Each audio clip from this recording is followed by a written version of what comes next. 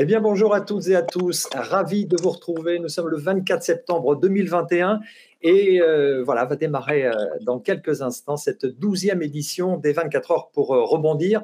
24 heures pour rebondir au féminin, organisée par l'association Second Souffle, membre du Portail du Rebond, qui accompagne des entrepreneurs, hommes et femmes, dans leur parcours de rebond professionnel. Et j'aurai le plaisir de vous accompagner toute la journée au fil des différentes thématiques, des tables rondes virtuelle que nous vous proposons. Une édition, je le disais, consacrée spécialement aux femmes. Deuxième édition pour cette thématique, femmes chefs d'entreprise en rebond. Voilà des informations, des conseils et des parcours inspirants et qui font partie du vaste menu de la journée.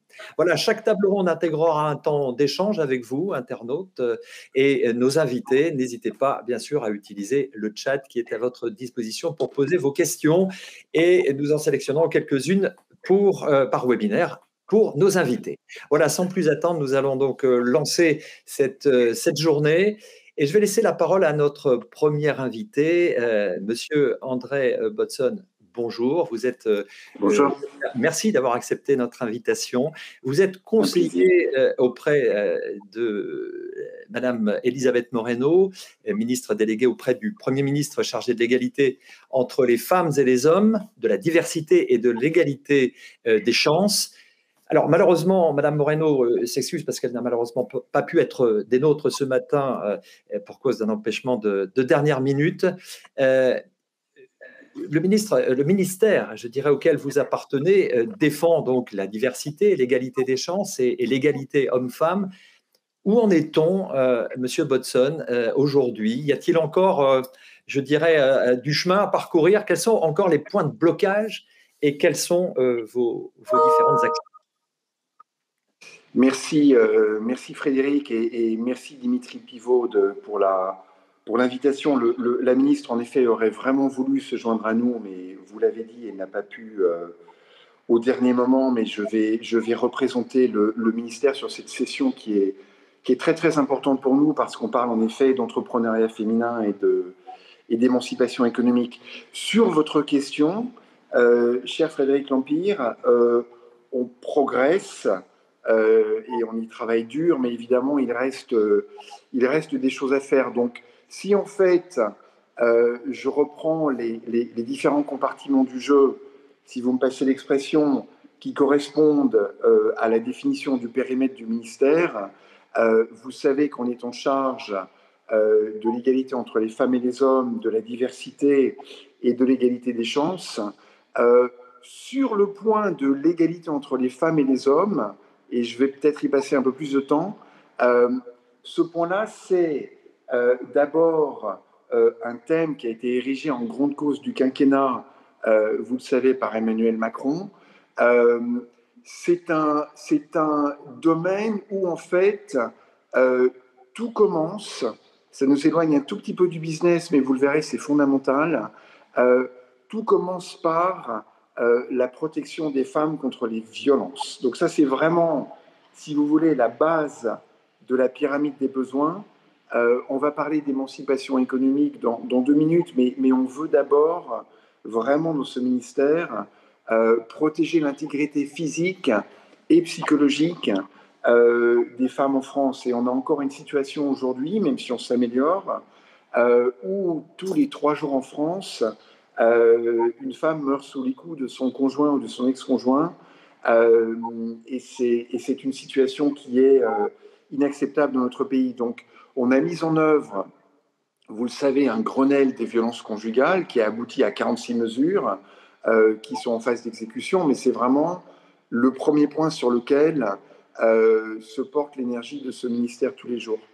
Une fois qu'on a couvert ça, je crois qu'Elisabeth Moreno a vraiment voulu placer son action sous le signe de l'émancipation économique des femmes. Ça correspond à son parcours d'entrepreneuse et puis de dirigeante dans le privé. Et ça correspond à une conviction, puisque vous connaissez la phrase de Gisèle Halimi là-dessus, l'émancipation économique des femmes, c'est la voie la plus sûre vers leur libération. Et donc, on place énormément d'emphase sur ce point.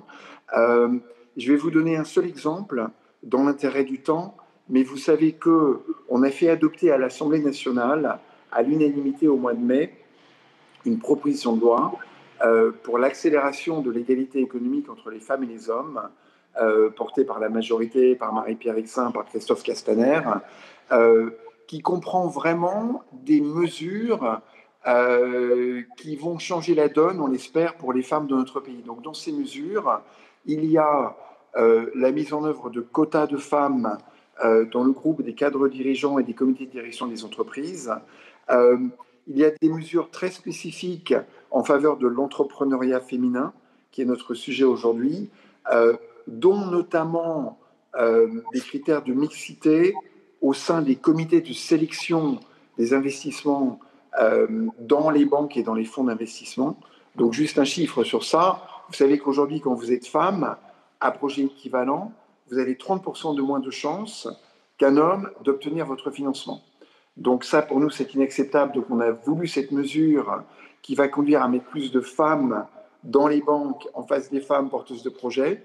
Et puis il y aura d'autres mesures comme la féminisation des filières d'études scientifiques, etc. Donc cette proposition de loi qui a été adoptée à l'unanimité, qui doit maintenant passer au Sénat d'ici la fin de l'année, je pense sera un marqueur fort de notre action dans ce domaine. Ça, c'est vraiment pour donner un coup de phare, Frédéric, sur la partie égalité femmes-hommes. Donc j'ai couvert les violences et après l'émancipation économique.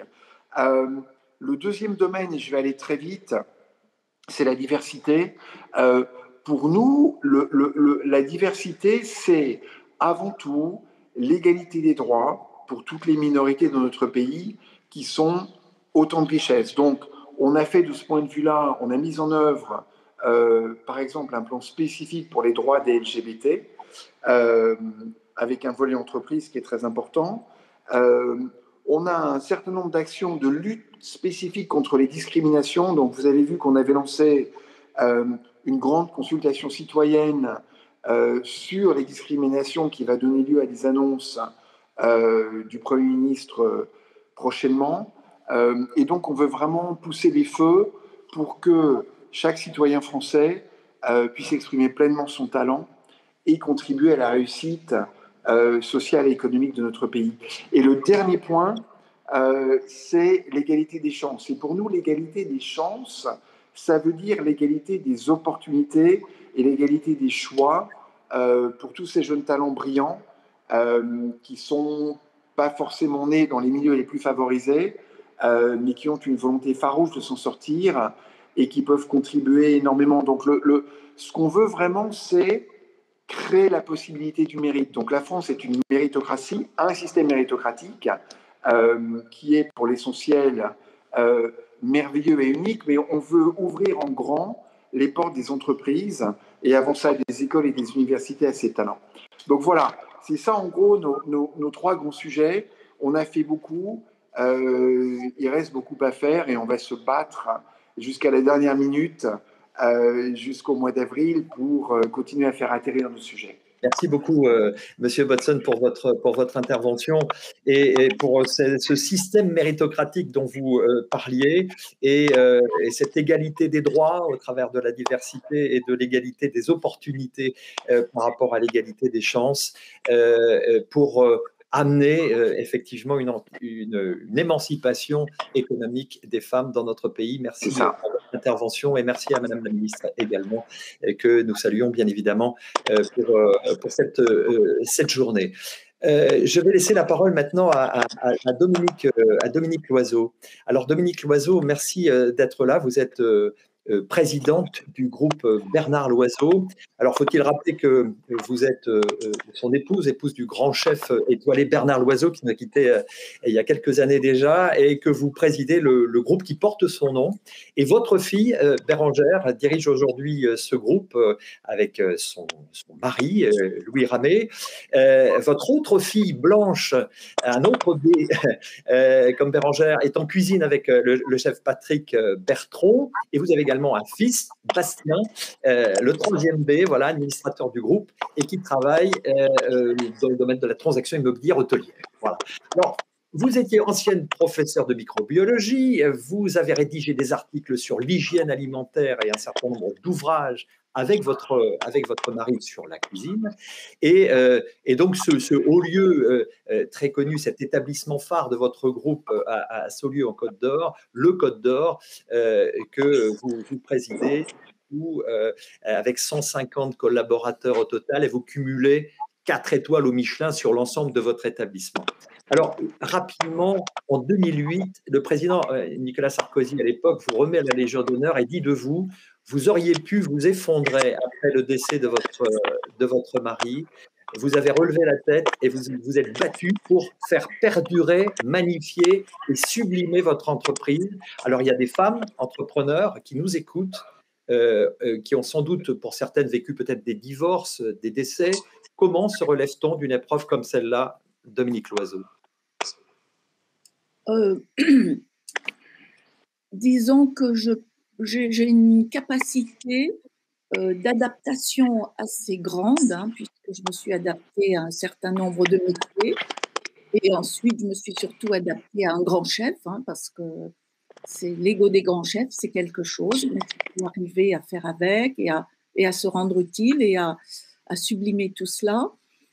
Quand mon mari est parti, ben, écoutez, moi j'avais 3 enfants en bas âge. Alors, il fallait quand même que ces enfants, que je puisse les élever. Donc, il me fallait un métier. Le métier, je l'avais avec Bernard dans ce groupe. Donc, pour moi, tout de suite, j'ai compris qu'il fallait continuer dans ce groupe. Il était hors de question de déménager à Paris, alors que nous étions à la campagne avec une belle maison. Vous voyez, je ne voulais pas que le cadre de mes enfants ne change. Ensuite, j'avais ici 70 personnes qui travaillaient là, sans parler des autres restaurants parisiens, Beaune et Dijon. Ces gens-là se sont installés à Saulieu, ont fondé des familles à Saulieu. Donc, il était hors de question de leur dire, écoutez, vous rentrez tous chez vous, je vais passer à autre chose. C'était hors de question. Vous voyez tout. Et ensuite, j'ai reçu 4000 lettres de Français qui m'ont dit qu'il fallait absolument continuer. Pour moi, c'était le meilleur des sondages. Je n'avais pas besoin d'en faire, il était là. Et donc, ben, j'ai foncé, tout simplement. J'ai foncé. Alors justement, la seule solution pour vous, c'était de continuer. D'ailleurs, vous dites que la profession ne vous laissait que 6 mois, mais votre mission profonde, c'était de sauver cette entreprise. Cette entreprise qui était aussi, n'oubliez pas, une maison mythique. C'est pas seulement une entreprise. La Côte d'Or à Saulieu a été connue durant des siècles. C'est l'endroit où l'on s'arrêtait, qui a reçu le monde entier.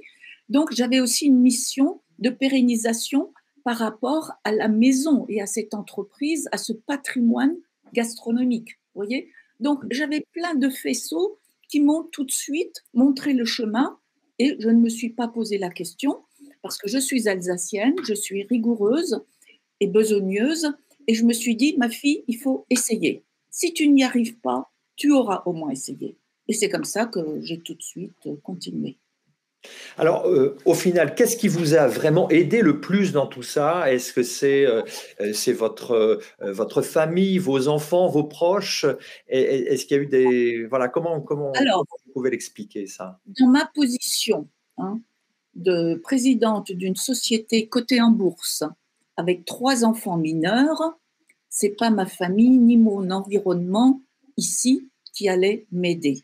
J'ai eu la chance d'avoir une personne qui était un ami de Bernard, que vous connaissez peut-être, c'est Rémi Robinet-Dufaux, le président du groupe Enner, qui a été aussi président du MEDEF Île-de-France. Tous les samedis, il est venu ici travailler avec moi sur tous les dossiers. Et comme il y avait quand même des dossiers d'assurance très délicats, avec le ministre Lambert, enfin, j'ai dû faire intervenir beaucoup de personnes pour que je puisse pérenniser la maison. Parce que si les assurances me remboursaient toutes les dettes que nous avions ici, parce que comme toute entreprise, quand on a des projets, quand on crée une belle maison, il y a un endettement, eh bien, M. Robinet-Dufaux m'a prise en main et comme je vous ai dit qu'il s'agissait d'assurance, il était très bien placé Et nous avons réussi, auprès du ministre Lambert, nous avons réussi à étaler les remboursements. Donc ça, c'était un élément important d'avoir une personne vraiment spécialiste du domaine. Sinon, je ne sais pas qui aurait pu me conseiller à Saulieu et je ne sais pas si j'aurais pris de bonnes décisions. Alors, il faut préciser que justement, l'actualité parle, puisque vous venez de sortir un livre qui s'intitule La revanche d'une femme aux éditions Michel Lafon, dans lequel vous nous dites, Dominique Loiseau, que justement, ces personnes plusieurs personnes vous ont aidé, vous venez de l'expliquer, que beaucoup de doutes aussi vous ont habité également. Mais puisque nous sommes réunis aujourd'hui là pour mettre à l'honneur les femmes chefs d'entreprise, qu'est-ce qui pourrait caractériser votre présidence? Est-ce que vous avez le sentiment de lui donner une tonalité particulière? Est-ce que, justement, en tant que femme aussi? Je pense que la plupart des femmes ont une manière de diriger qui est un peu différente de celle des hommes. Sinon, il n'y aurait pas une différence entre les hommes et les femmes. Bon, tout simplement parce que, bon, je suis rigoureuse, un homme l'est aussi, mais il y a un aspect humain et social que j'intègre en permanence. D'autant plus que mes équipes ici ont été elles-mêmes traumatisées par le départ de Bernard. Donc, il a fallu être très proche d'eux. J'étais un peu maternaliste. Bernard était paternaliste et moi, j'étais maternaliste. C'est cet esprit de famille qui peut rendre une atmosphère sereine, harmonieuse, ce qui est indispensable dans une maison qui reçoit du public. Il ne faut pas que les gens soient stressés, mal à l'aise, parce qu'un client qui est assis dans une salle de restaurant, il perçoit très bien l'ambiance entre les équipes. Il faut que tout soit harmonieux et il faut que tout le monde soit sur un petit nuage. Alors, justement, diriger, on le sait, c'est avoir une vision, c'est prendre des décisions, c'est manager des équipes, c'est de l'énergie, c'est du temps. Racontez-nous justement un peu, voilà, comment ça se passe. Vous avez travaillé pendant 17 ans avec votre mari, vous étiez son bras droit, vous aviez beaucoup de fonctions, vous étiez aussi un peu la femme à tout faire, mais quelque part, vous avez appris le métier aussi, quelque part, puisque vous étiez pas directement dans cette oui, passé 17 ans auprès de Bernard, je me suis imprégnée totalement de sa manière de faire, puisque moi j'ai fait une maîtrise de biochimie, donc je n'ai pas fait une école de commerce.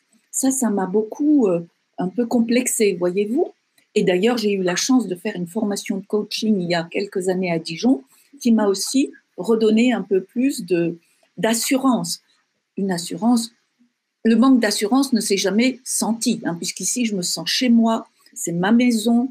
Nous avons créé ça pierre par pierre avec Bernard, donc je n'ai pas de problème là-dessus. Mais face à des professionnels, de dirigeants, j'avais ce complexe de n'avoir pas fait les formations pour.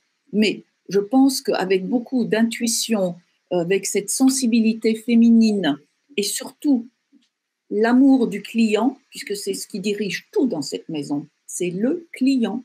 Bien sûr que nous avons des protocoles, nous avons une technologie, bien sûr, mais ce qui compte, c'est le client. Quand il entre dans la maison, tout le monde doit être axé sur lui pour qu'il passe un bon moment. Il ne faut même pas qu'il voie notre professionnalisme, à la limite, voyez-vous. Et justement, enfin, je ne veux pas revenir sur ce moment difficile où Bernard Loiseau nous a quittés, mais même ce soir-là, vous aviez tenu à ce que le restaurant reste ouvert et puisse fonctionner, puisque des clients avaient réservé leur place.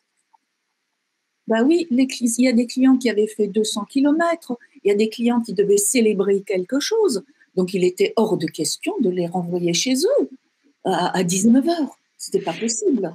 Il faut tout dire. La notion du client est vraiment déterminante pour nous. Alors, on le voit, vous avez été, vous le disiez, accompagné, vous avez été guidé justement, accompagné pendant votre parcours pour pouvoir prendre justement ce qui vous a permis de prendre, d'assurer la relève et aussi justement d'être bien accompagné pour pouvoir justement faire en sorte que votre établissement puisse être sauvé et pour que vous puissiez continuer. La nécessité d'un bon accompagnement, c'est ça aussi certainement la clé de la réussite. Oui, il y avait deux clés. La première clé, c'est que toutes les équipes sont restées. Donc, ça continuait du jour au lendemain. On travaillait le lendemain comme on avait travaillé la veille. Vous voyez, ça, c'était pour moi quelque chose de très important. C'est de ne rien toucher la première année pour ne pas perturber les équipes et que toute la prestation soit comme elle l'était avant. Et voilà. Voilà, une concentration à chaque étape et pour trouver les bonnes solutions au fur et à mesure de votre travail, de votre parcours. Oui, j'ai régulièrement des étapes et il faut trouver des solutions à chaque étape et on avance étape par étape. Et puis pour l'instant, vous voyez, ça se passe bien. Mes deux filles viennent de rentrer, de me rejoindre dans l'entreprise. Ça aussi, c'est un point, au début du confinement, j'aurais pas pu l'imaginer. À la fin du confinement, elles sont venues me dire, on te rejoint, une en cuisine et l'autre à la vice-présidence et puis au marketing, à la presse. Les choses ont glissé miraculeusement, dirais-je.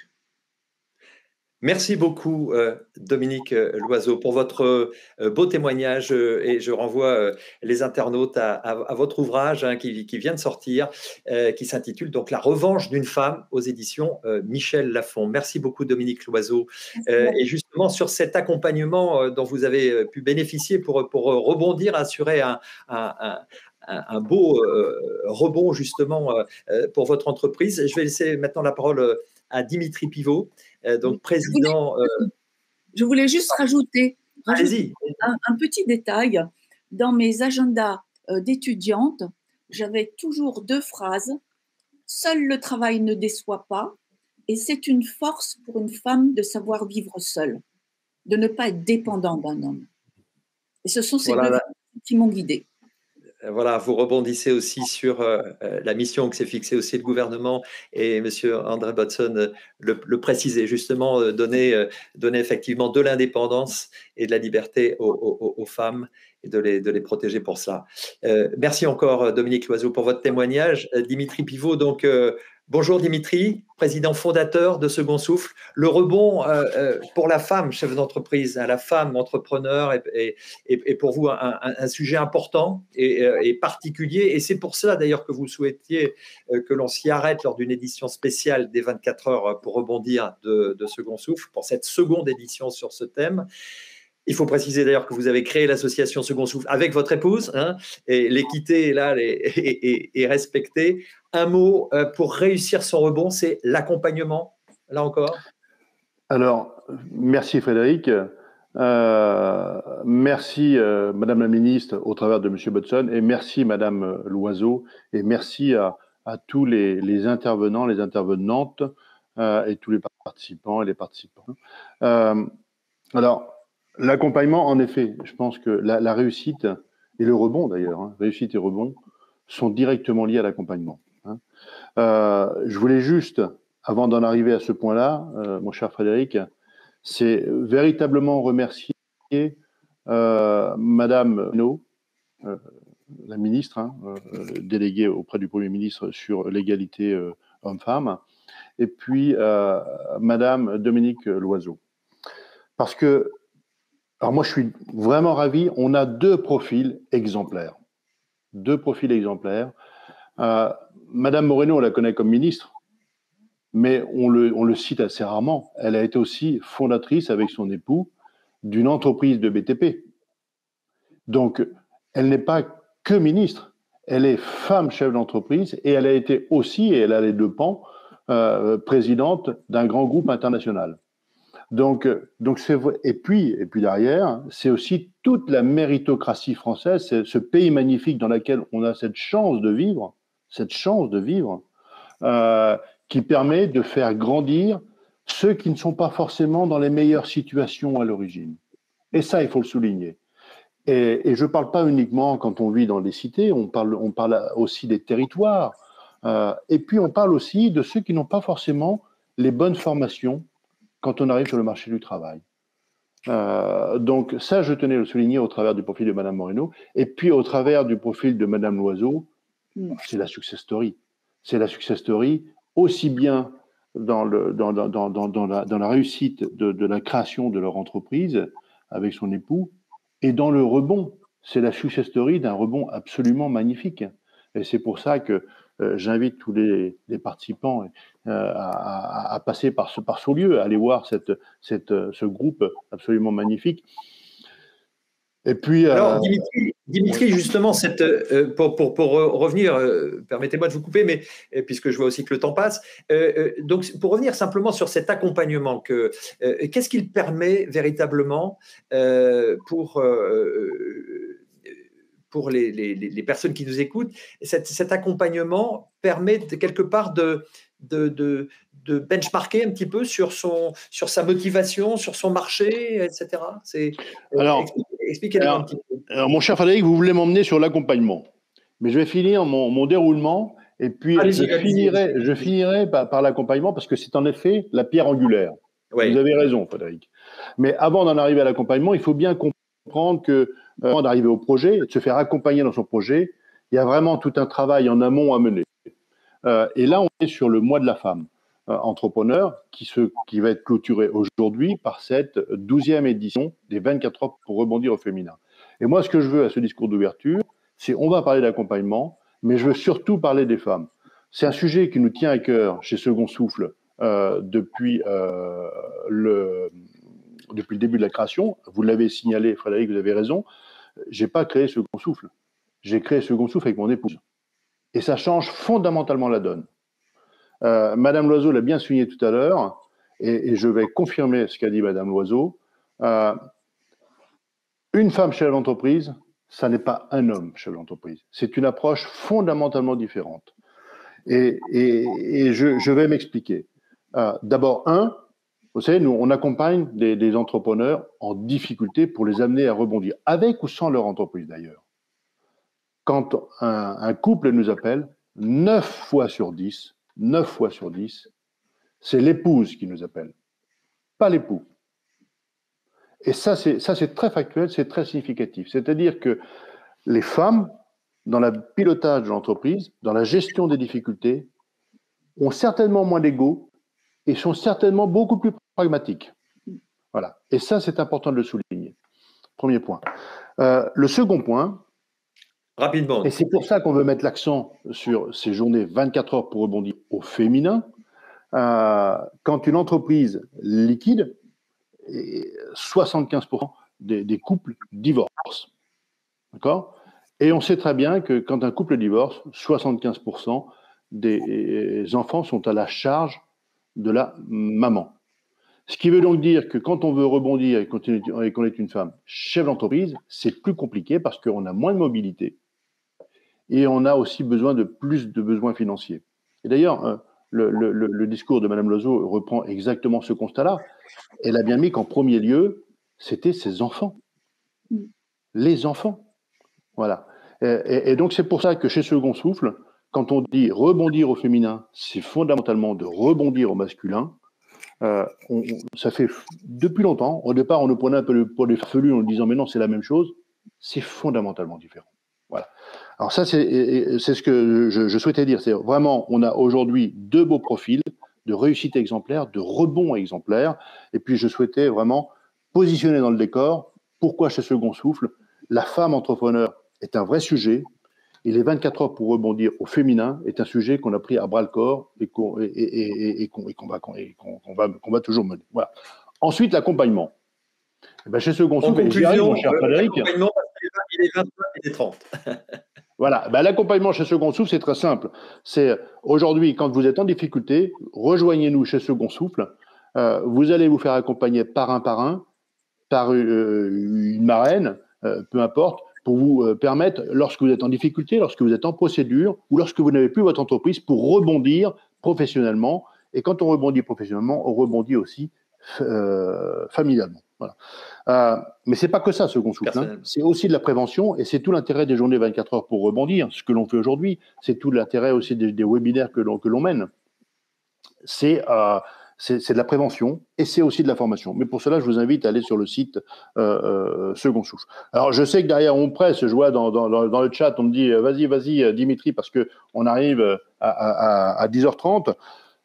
Je clôturerai, parce que si je dois m'arrêter là, que la réussite, ça passe par 3 mots-clés. Être bien informé, être bien accompagné et être bien protégé. Madame Loiseau l'a dit tout à l'heure. Je crois qu'en fait, dans votre propos, Monsieur Bodson et Madame Loiseau, vous avez tout résumé en fait. Hein. Encore une fois, ces 3 mots-clés, on les retrouve. C'est quand on veut créer sa boîte et qu'on est un entrepreneur, commencez par être bien informé, faites-vous bien accompagner et puis aussi, soyez bien protégé. Et la réussite est au bout du chemin. Voilà. Excusez-moi, j'essaie de faire court, j'essaie de respecter le timing. Je dépasse d'1 minute. Merci beaucoup Dimitri pour ce discours d'ouverture de ces 24 heures et on va se déconnecter pour se reconnecter très vite pour une prochaine session, une prochaine conférence à 10h35. Merci encore Dominique Loiseau et merci André Bodson. Merci Madame Loiseau, merci Monsieur Bodson. Merci beaucoup. Merci Frédéric. Merci à tous, merci beaucoup.